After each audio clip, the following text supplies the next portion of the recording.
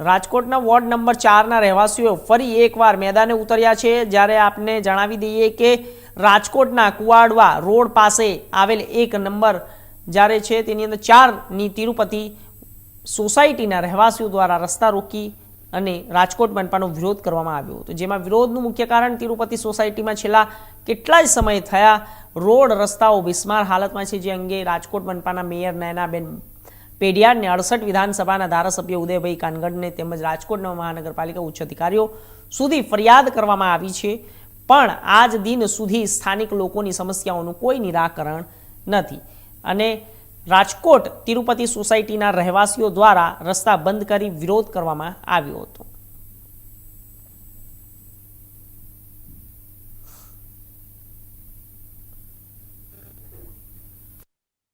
अनेक समस्याओं ने राजकोटना वोर्ड नंबर 4 રહેવાસીઓ છે તે રસ્તા પર ઉતર્યા છે। આપ મારી પાછળના દ્રશ્ય જોઈ રહ્યા છો કે રાજકોટના આ વોર્ડ નંબર 4 નો તિરુપતિનગર વિસ્તાર છે કે જ્યાં અત્યારે રહેવાસીઓ છે તે ખરાબ રોડ રસ્તા અને અનેક રજૂઆતોને લઈને અત્યારે રસ્તા ઉપર્યા છે। પાછળના બીજાના દ્રશ્ય પણ તમને દેખાડવા માંગીશ કે અત્યારે જે રહેવાસીઓ છે તે અનેક સમસ્યાઓને લઈને અત્યારે રોડ રસ્તા ઉપર ઉતરીને મીડિયા સમક્ષ માંગ કરી રહ્યા છે। ત્યારે આપણે કેટલાક જે રહેવાસીઓ છે એમની સાથે વાત કરીશું।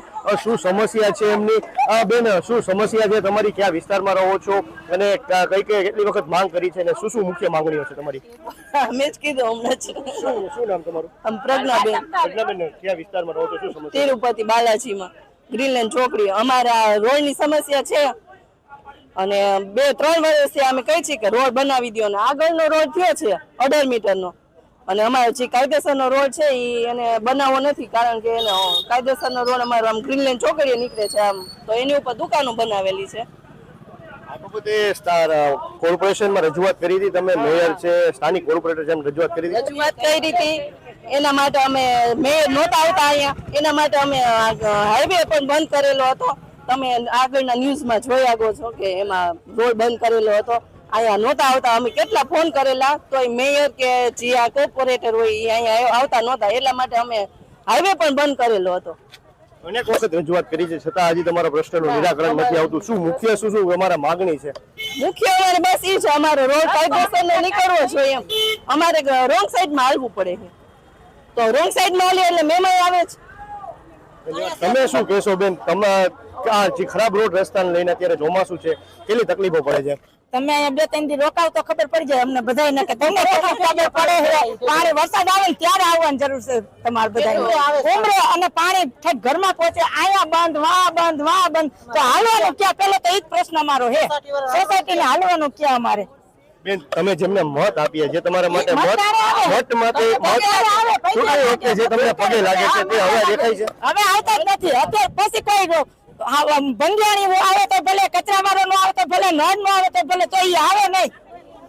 તમારા કોર્પોરેટર કોણ છે? સ્થાનિક કોર્પોરેટર કોણ? પીપરિયા। એમને રજૂઆત કરી? હા, રજૂઆત કરી હતી। શું કીધું પરેશભાઈ? ઈ કે આમાં મકાનો ને બધું હતો, લાવીને કઈ બોલ્યા નહીં, વયા ગયા। તમને આટલો કરી દઈ રોડ। ધન્યવાદ। આપણે અનેક જે વ્યક્તિ છે એમની સાથે વાત કરીશું। એમનું શું કહેવાનું છે?